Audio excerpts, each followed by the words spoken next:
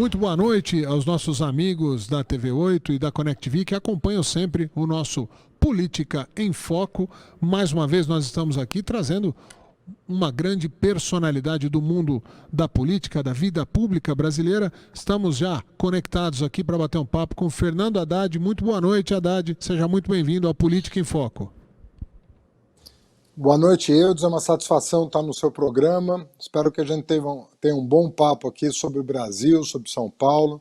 Estou à sua disposição. Muito obrigado pela oportunidade e aos seus espectadores também. Eu vou começar perguntando para você já de cara que já existem as especulações de quem serão, né, os possíveis candidatos, nesse momento pré-candidatos ao governo do estado de São Paulo. Você oficialmente já é pré-candidato ao governo do estado de São Paulo? Na verdade, Eudes, o que eu estou fazendo nesse momento é pela Fundação Perseu Abramo. Eu vou fazer um plano de governo com uma equipe grande para o estado de São Paulo, porque o ano passado nós fizemos a mesma coisa para o Brasil, o plano de reconstrução do Brasil. Eu estou defendendo uma frente mais ampla aqui em São Paulo, envolvendo PSB, PT, PSOL, PCdoB, Solidariedade, para oferecer uma alternativa aos 28 anos de governo do PSDB. Acho que chegou a hora de a gente mudar. E se a gente tiver um programa comum, fica mais fácil a gente chegar a um nome que possa nos representar.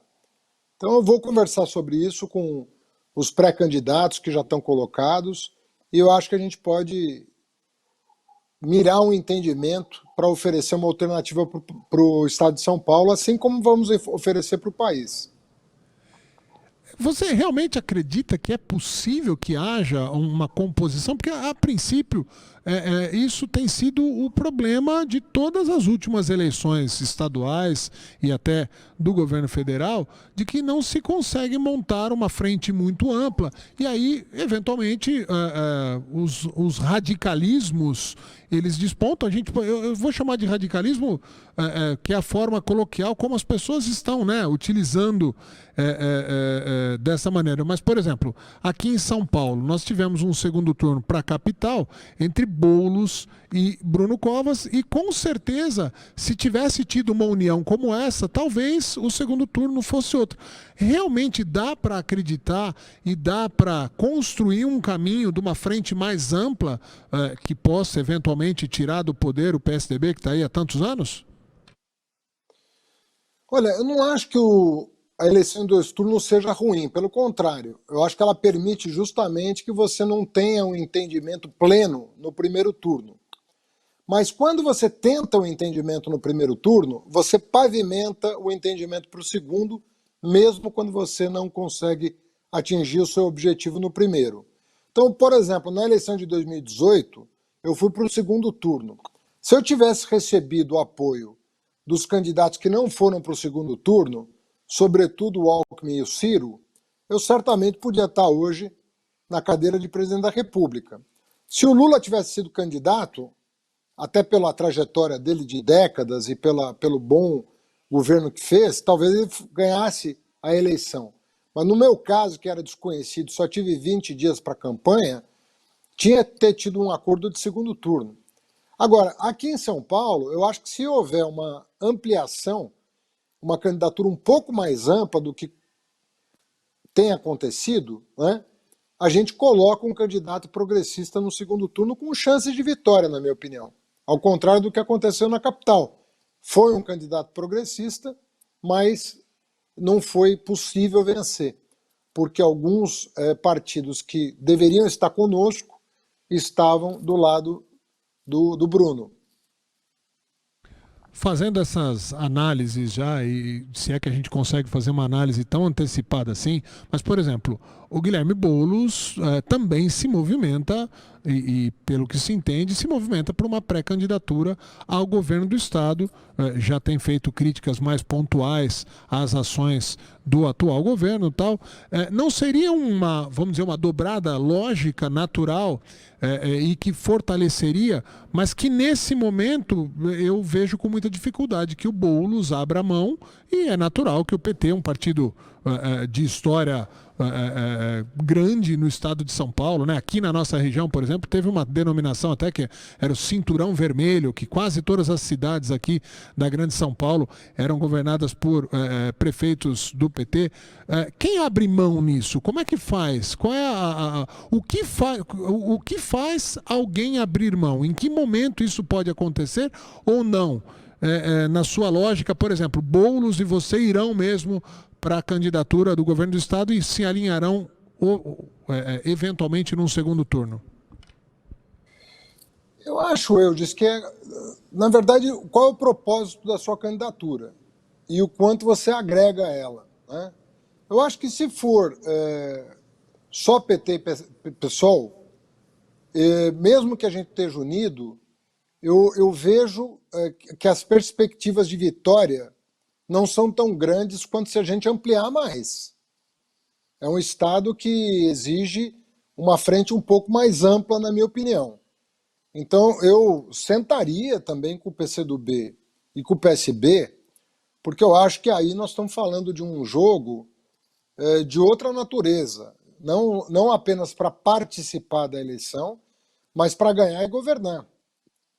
Então, eu tenho a impressão que, independentemente do nome, depende muito da tua vocação para ampliar os apoios de primeiro turno e compromissos de segundo turno. Então, eu acho que nós temos outros candidatos, pré-candidatos, outros nomes no Estado, né? Márcio França foi uma pessoa que foi governadora do Estado, é pré-candidato. Nós temos aí o PCdoB com movimentos no país, né, que podem mudar o quadro. Então, eu acho que está muito cedo para discutir nomes, inclusive, porque nem programa tem. Então, fica uma coisa até meio esquisita você... Com base em que você está falando, né? Por isso que nós estamos nos adiantando com o programa para, ao longo do segundo semestre, a gente ter mais condições de pactuar quem vai levar à frente esse programa. Mas eu vejo espaço para diálogo. Eu não estou pessimista em relação a isso, não. Diálogo, evidentemente, que ele já começou em diversas frentes e eu entrevistei há algumas semanas o ex-governador Márcio França e ele falou que esse diálogo já existia também em relação ao governador Alckmin e é uma natural aproximação que já existe entre eles. Você consegue enxergar uma super aliança num segundo turno onde um Alckmin venha a ser apoiado ou apoie uma candidatura sua? É possível essa aproximação? Porque no estado de São Paulo, PSDB e PT, e até no governo federal, sempre foram água e óleo, não se misturavam. Nesse momento, na atual conjuntura do Brasil, houve uma pequena aproximação, até pequenos elogios aqui, algum meia-culpa ali. O senhor consegue imaginar uma aproximação maior ainda para essas eleições entre PSDB e PT?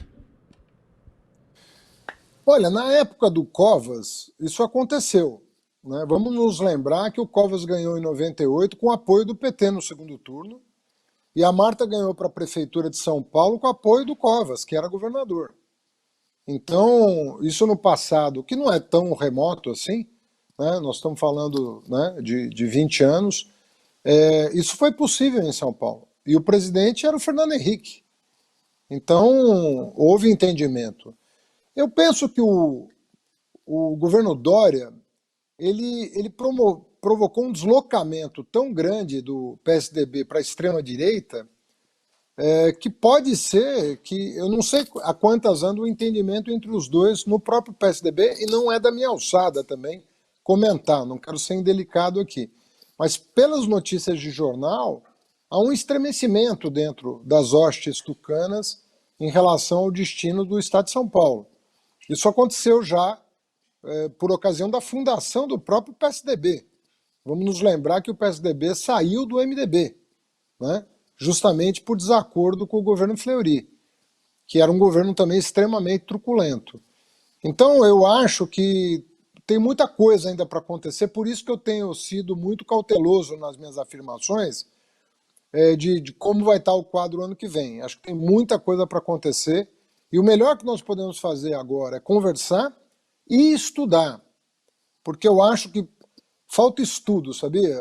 Eu vejo que as pessoas não, às vezes se propõem, mas não tem um projeto na cabeça do que querem para o estado de São Paulo, do que querem para... Eu gosto sempre de enfrentar um desafio com muito conhecimento do que vai ser a execução do plano de governo.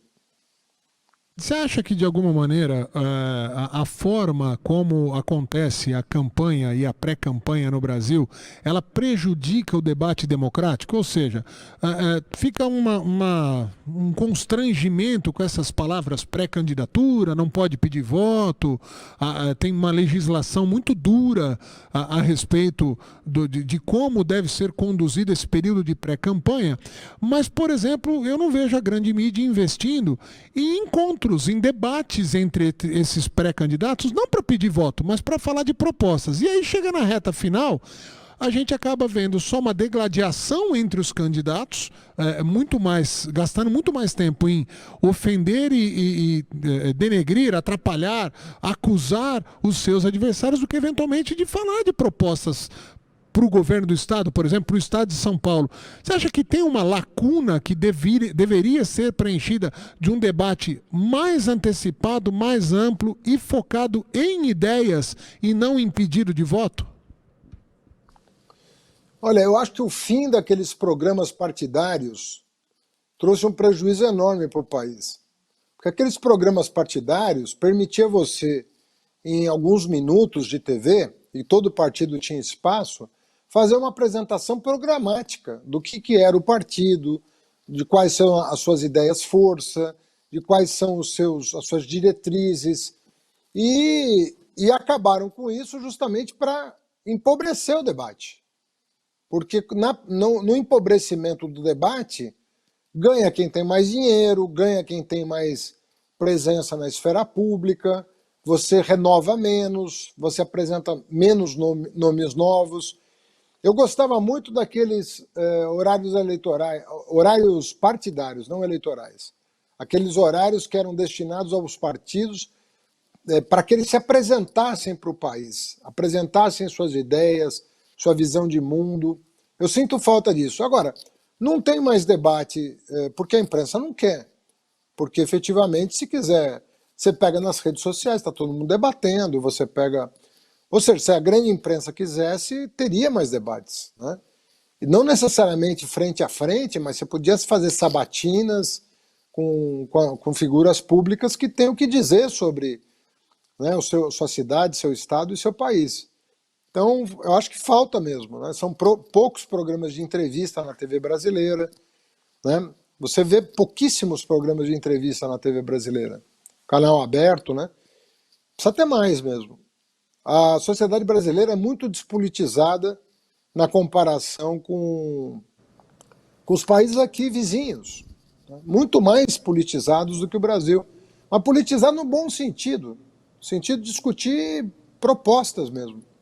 De saber o que está falando, né? Muitas vezes a população repete uma frase de efeito, um jargão, um slogan de campanha e nem entende exatamente o que aquilo significa e não decide o voto por consciência, decide por imagem ou por qualquer coisa assim. Mas já fica então um pré-convite aqui. A Connect TV é conhecida como o canal dos debates. A gente pretende iniciar esse ciclo de debates entre essas lideranças do Estado com bastante antecedência, justamente para dar tempo, né, que as pessoas conheçam um pouco mais, não só a propaganda, mas sim o conteúdo de cada um desses possíveis pré-candidatos aí no futuro. Já fica um convite antecipado aqui, Haddad. Eu queria agora aproveitar aqui, e você falou a respeito de... Você quase foi presidente da República. Você foi para um segundo turno, uma eleição muito dura, uma eleição muito conturbada, de duas frentes muito diferentes, mas eu queria saber se em algum momento, hoje, você considera algum tipo de falha? Você acha que a campanha ou o discurso, faltou o quê para o Haddad chegar à cadeira de presidente? E aí eu tenho até uma pergunta que eu vou fazer depois aqui, que eu consultei com um militante do PT, ele pediu para eu vou fazer, mas queria primeiro essa percepção geral. Onde foi o erro cometido pelo PT para perder o segundo turno da eleição contra o presidente Bolsonaro? Olha, nós não estávamos preparados para aquela avalanche de fake news. A nossa inteligência não captou por onde o Bolsonaro ia atacar com aquele tipo de procedimento, né? A gente imaginava que ia ser pelo Facebook ou pelo Twitter, como foi o caso da eleição americana, né? A eleição do Trump teve muita fake news, muita baixaria pelo Facebook contra a Hillary Clinton, e o Trump veio a ganhar em 2016, e a gente achou que ia ser o mesmo método americano na eleição do Trump, porque o Bolsonaro, eles contrataram a mesma equipe que atuou na eleição do Trump. E aqui eles atuaram de uma maneira completamente diferente. Eles atuaram pelo WhatsApp, e aquelas fake news a gente não teve capacidade de reagir. A gente só conseguiu começar a reagir na segunda semana do segundo turno. E aí o tempo foi muito curto para virar. Foi muito curto para reverter o estrago que tinha sido causado na última semana do primeiro turno. Então nós realmente, ali nós tropeçamos, nós erramos muito ali. De estratégia, né? Vamos dizer, um erro de estratégia de campanha, de marketing e tal. Mas, de alguma maneira, e aí vou até introduzir essa pergunta que foi feita por um colaborador nosso, trabalha aqui com a gente, eu falei, e ele é militante, né, assim, assíduo do PT histórico, a irmã dele, a família inteira, praticamente, são eleitores e realmente militantes do PT, e eu falei para ele, qual a pergunta que você faria para o Haddad?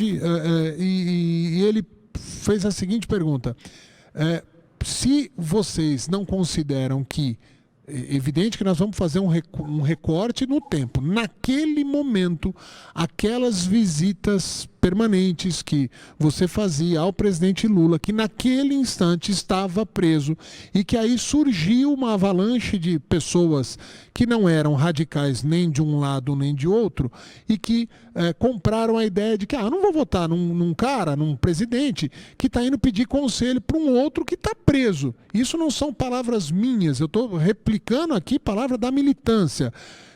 Naquele recorte, naquele momento, é evidente que hoje mudou tudo, o Lula não está mais preso, foi revertido, e a gente não vai entrar num debate específico a respeito disso, não é essa a proposta neste programa, mas não foi um erro estratégico, talvez até por lealdade, que é admirável, mas não foi um erro estratégico aquela imagem das visitas permanentes a um presidente preso? Olha, eu te digo a verdade, eu não me arrependo por uma simples razão. Eu sabia que estava sendo cometida uma injustiça, eu sabia que o candidato a presidente do PT era o Lula, eu era candidato a vice-presidente, com muita honra, e eu achei aquilo uma violência absurda, não terem permitido que ele concorresse, nem com recomendação da ONU. Nem com recomendação da ONU. E eu não ia dispensar a assessoria de um cara que foi 8 anos presidente da República, né? Não ia dispensar uma assessoria muito importante naquele momento. E no segundo turno eu nem tive tempo de ir lá, né? E no primeiro turno, quem era o candidato a presidente era ele, não era eu. Então no segundo turno eu não fui mais, até porque não tinha tempo, não por falta de vontade de ouvi-lo, mas eu não tinha como, naquele momento, naquela conjuntura, nem sinalizar que eu estava abandonando o Lula e nem sinalizar que eu não queria ouvi-lo para conduzir a campanha até o final. E isso pode ter custado alguma coisa, como muita coisa foi custosa. Você não pode imaginar o que eu sofri por me manter no PT e por defender a inocência do Lula diante das arbitrariedades do Moro. Isso me custou muito em termos pessoais. Mas quem tem caráter, eu acho que nessas horas é que demonstra o caráter que tem. Muita gente pulou fora, muita gente correu do desafio, muita gente se acovardou, mas não é do meu feitio esconder nada. Eu sou muito transparente nas coisas que eu penso e eu absolutamente tenho medo de nada. Então, eu acho que a transparência e a falta completa de medo de estar fazendo alguma coisa errada é que me conduziu naquele momento, talvez o momento mais difícil da vida nacional. Haddad, eu como eu falei, o foco do programa é a gente falar de projetos de futuro, das próximas eleições, dar esse espaço democrático para você, mas eu ainda resgato aqui um tema.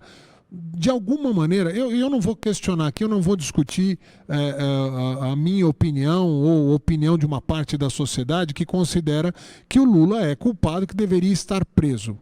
Então, não vamos discutir isso nesse momento, mas houve. Não, até porque sim, não é. Quem tem que discutir isso é a justiça, e não mas só opinião, né? mas a opinião pública é natural que ela faça isso, essa discussão, e nós não vamos fazer isso nesse momento, até por respeito e por cordialidade, não é esse o momento. Mas o que eu falo é o seguinte: não houve, sim, erros do PT, não houve diversos momentos comprovados de, se não corrupção sistêmica, se a gente não puder falar, o PT era um partido que estava no poder para roubar, mas, de alguma maneira, elementos, pessoas do PT não erraram e aí acabaram causando uma sensação para a população, principalmente mais pobre do Brasil, de traição. Por quê? O PT, quando chegou ao poder na primeira eleição do presidente Lula, foi uma redenção do povo brasileiro. O povo brasileiro se via lá representado. E o PT chegou aonde chegou, sendo o partido que brigava contra qualquer tipo de corrupção. Essa análise, de alguma maneira, do PT não ter apontar os próprios erros e que seja apontar as pessoas que erraram dentro do PT, não acabaram por criar essa imagem de que o PT em si, como um todo, corrobora com esse tipo de atitude? Olha, primeiro que eu acho assim, que a imprensa, de uma maneira geral, trata o PT de um jeito e os outros partidos de outro jeito. Eu concordo. Você pega o PP, a quantidade de políticos do PP, que era o partido do Bolsonaro, né, que estão aí respondendo, é uma coisa absurda. Do PSDB, vários governadores respondendo, vários, do Brasil inteiro. Aí você pega do MDB, aí nem se fale, mais ainda. Agora, eu sou contra você criminalizar uma instituição. Eu acho que você tem que pegar de cada partido o sujeito que errou, você tira ele do ambiente político e pune. Agora, você não pode estender a pena de quem errou para a quantidade enorme de militantes do PT que não fizeram nada de errado e que estão lutando por um Brasil melhor. Isso vale também para o PSDB. Eu não sou a favor de criminalizar o PSDB. Eu sou a favor de prender os governadores que erraram, os técnicos que erraram. E salvaguardar o partido, porque o partido tem gente boa. Eu posso discordar da política do PSDB, mas eu não posso deixar de reconhecer que tem gente honrada no PSDB. Por que eu vou criminalizar o PSDB? Vamos criminalizar quem errou. Então eu acho que no caso do PT o tratamento foi o de criminalizar toda a instituição. Querer macular a honra de todos os membros da instituição. E eu acho que isso foi um erro muito grave que nos levou a essa loucura que nós estamos vivendo, né? E que produziu um governo completamente destrutivo, né?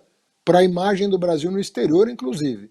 Então, eu acho que nenhum governo apoiou mais o Ministério Público e a Polícia Federal do que o PT. Isso é dito pela própria instituição. Nenhum governo apoiou mais Polícia Federal e Ministério Público do que o PT. Justamente para passar limpo qualquer denúncia que se fizesse. Foram mais de 1.000, a gente fala da Lava Jato, mas foram mais de 1.000 operações da Polícia Federal no nosso governo, que prendeu muita gente, muito empresário, muito político, e a justiça está aí para dar a última palavra sobre quem errou e merece ser punido, e de quem merece ser absolvido. A última palavra é a justiça que dá. E eu sou a favor disso para qualquer pessoa, para você, para mim, para o Bolsonaro, para o filho do Bolsonaro, não importa para quem. Então, eu acho que houve aí misturaram justiça com política. E isso que eu achei que foi muito ruim. Você não devia ter misturado a justiça com a política, permitir que juiz fizesse política. Isso foi ruim para o Brasil. A justiça tem que fazer justiça. Tanto é que juiz que quer fazer política tem que deixar a magistratura. Ele não pode ser juiz e político ao mesmo tempo, que é o que aconteceu no nosso caso. E isso foi muito ruim para o Brasil, não foi só para o PT. Olha o que aconteceu com o PSDB na eleição presidencial. Ele desapareceu, simplesmente desapareceu. Ele hoje não tem candidato a presidente viável. Por quê? Por causa disso. Tentaram criminalizar uma instituição e aí quando a coisa se voltou contra eles, eles não conseguiram sobreviver. Então, olha, resumindo meu ponto de vista, justiça é justiça. Identifica quem errou e pune. Né? E é assim que não pode fazer política. Não deve fazer política. Juiz é um cara sóbrio, sereno, que olha as provas e pune ou não de acordo com a sua consciência. Isso que a gente quer de um juiz. E só. Não queremos celebridade, não queremos candidato a presidente, não queremos nada disso. Queremos que ele faça justiça. Eu concordo em gênero, número e grau e assim, nós vamos nos estender para falar mais de justiça, até porque tem mais alguns temas para a gente abordar, mas acho que o STF precisava ouvir essas palavras sábias que você falou e também dar um bom exemplo de imagem. O STF erra e aí cria mais confusão. Hoje o STF cria mais confusão e menos confiança em instituições que não poderiam estar descredibilizadas como estão. Mas vamos mudar de assunto aqui e falar, agora eu vou criar uma situação constrangedora para você de propósito. Quem que está mais certo, quem que está mais errado? O Dória ou o Bolsonaro em relação ao combate à pandemia? Se você tivesse que escolher um para conduzir a pandemia, qual que seria? O Bolsonaro ou o Dória? Olha, eles não cometeram os mesmos erros, mas cometeram erros. Infelizmente, os dois erraram. O Bolsonaro errou mais.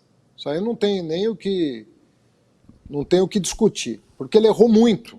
Ele errou na compra da vacina, ele errou em promover aglomeração, ele errou em não fazer testagem em massa, ele errou patrocinando a cloroquina, ele errou patrocinando a ivermectina, ele errou não usando máscara.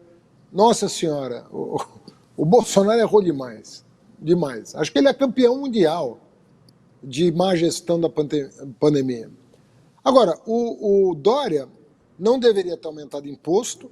Eu achei um absurdo o cara aumentar imposto no meio de uma pandemia. Quer dizer, completamente absurdo, né? E eu acho que ele foi muito titubeante na condução da... Sabe, não era uma coisa clara a regra do que devia ser feito em cada caso. Então tem cidade que não tinha pandemia e ele mandou fechar. Tinha cidade que tinha pandemia, ele mandou abrir. Então você não sabia qual era o critério, né? Você não sabia muito bem, não era claro o que ele estava conduzindo, na verdade. Então, agora, ele apoiou o Butantan e isso é importante. Não ter atrapalhado o Butantan já foi uma grande coisa, porque o Butantan é uma instituição com mais de 100 anos de serviços prestados ao país, como a Fiocruz, no Rio de Janeiro, que é federal. Pois o Bolsonaro chegou a atrapalhar também o trabalho da Fiocruz. Então aí não dá, né? Aí você realmente... O Brasil deu muito... A pandemia já é um problema, mas o Brasil deu muito azar de, durante a pandemia, a gente não ter gestores públicos à altura do problema. E não tivemos. Maneira... Tá aí, os números estão aí, né?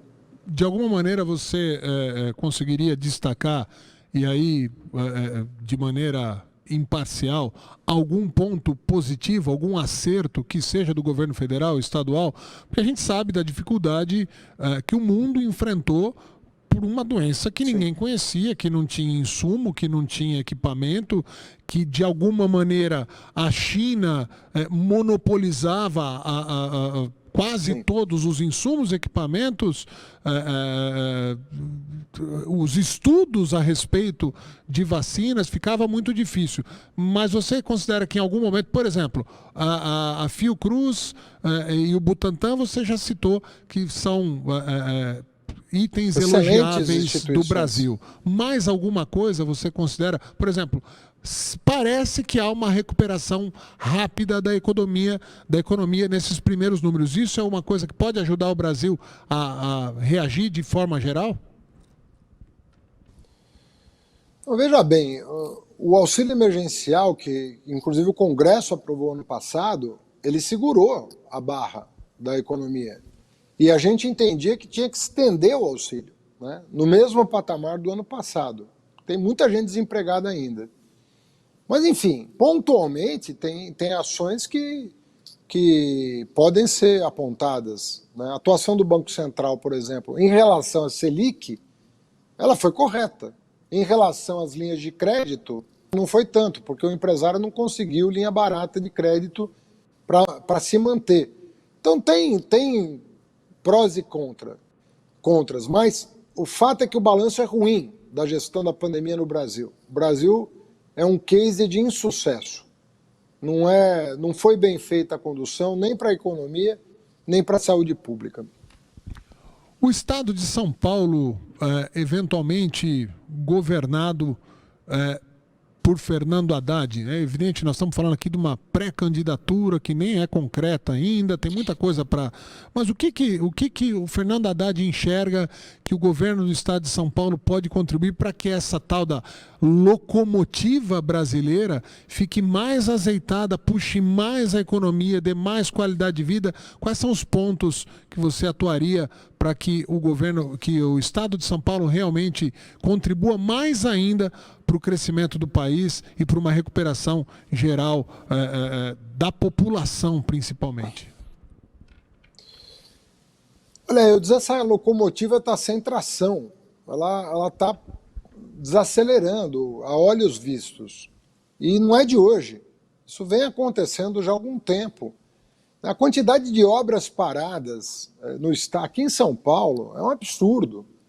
Todos os anúncios feitos de monotrilho, metrô, linha 6 não saiu do papel. Monotrilho, a linha 15 era para inaugurar na Copa de 2014.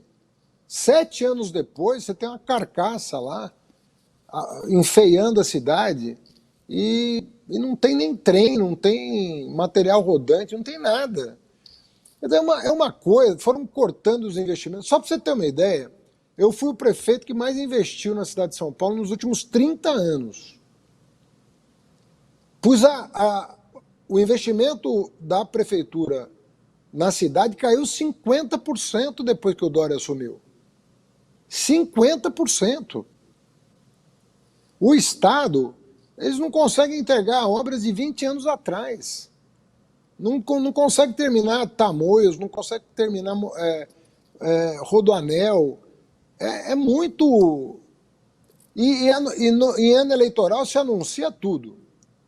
Você vai ver na televisão, o metrô é incrível, os trens para o interior. Nós tínhamos 15 mil quilômetros de linhas férreas, linha de trem no estado de São Paulo.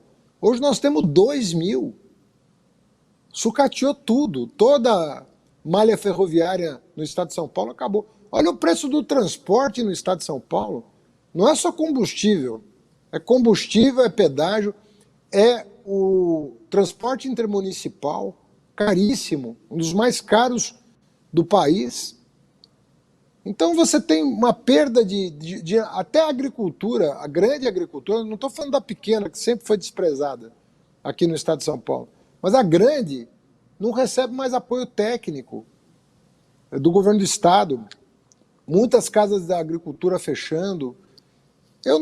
As universidades estaduais, que são meninas dos olhos de todos nós pela produção científica, eu sou professor da Universidade de São Paulo, olha a situação em que elas se encontram hoje, né? Sobretudo a Unesp com salário atrasado. Imagina, quando que se imaginou uma universidade do estado de São Paulo, pública, atrasar salário? Então, eu realmente acho que nós estamos perdendo vigor e eu acho que nós precisamos dinamizar o Estado. O Estado precisa ampliar rapidamente os seus investimentos públicos em ciência e tecnologia, em logística, né, em infraestrutura. Nós estamos defasados e não falta recurso para o Estado. Muito bem. Haddad, eu quero agradecer desde já. Né? Acho que é sempre importante a gente ter esse espaço democrático, um bate-papo sem amarras, né? E eu sempre gosto de elogiar e registrar aqui quando uma pessoa pública, um político, aceita dar entrevista e não fica perguntando, né? Ah, mas o que vai perguntar? Qual que vai ser a pauta? Porque daí já demonstra que tem medo. E não houve isso, mais uma vez, eu agradeço. Acho que isso faz parte do debate democrático. Qualquer tipo de divergência pessoal, em termos de crenças políticas, de posturas em relação à sociedade, que um jornalista e um entrevistado tenham, não pode ultrapassar a linha do bom senso e do respeito. Então, respeito muito a sua atitude de ter aceitado aqui o nosso bate-papo. Muito obrigado e deixo espaço para suas considerações finais. Bom, eu é que agradeço a gentileza, a oportunidade, a maneira sóbria como você conduziu. Espero ter respondido todas as perguntas. Nunca faria uma preventiva, como se diz. Eu acho que a entrevista perde riqueza quando o jornalista não está à vontade para fazer a pergunta que o telespectador, o ouvinte gostariam de fazer. Eu acho que o entrevistado cresce quando a pergunta é difícil, a não ser que ele não saiba responder, mas se ele tem resposta, é a oportunidade que ele tem de crescer aos olhos da opinião pública, sendo sincero, sendo honesto, dizendo o que ele pensa, independentemente de pessoas eventualmente divergirem. Mas pelo menos as pessoas terão te conhecido um pouco melhor. E esse espaço nobre que você me concedeu foi uma oportunidade importante para dialogar e estou à sua disposição para novas rodadas de entrevista. Muito obrigado. Eu agradeço, e boa noite para os seus telespectadores. E reforço, a próxima vez, se Deus quiser, a pandemia já tendo arrefecido e talvez, né, quem sabe encerrado, que você venha pessoalmente aqui conhecer a nossa estrutura. Vai ser, já te convido para um almoço aqui na cidade de Osasco, vai ser muito bem recebido. Muito obrigado mais uma vez, Haddad. Grande abraço para você, para toda a sua equipe e para a sua audiência. Muito obrigado. A gente encerra por aqui mais um Política em Foco. Na próxima semana estaremos de volta mais uma vez. Valeu!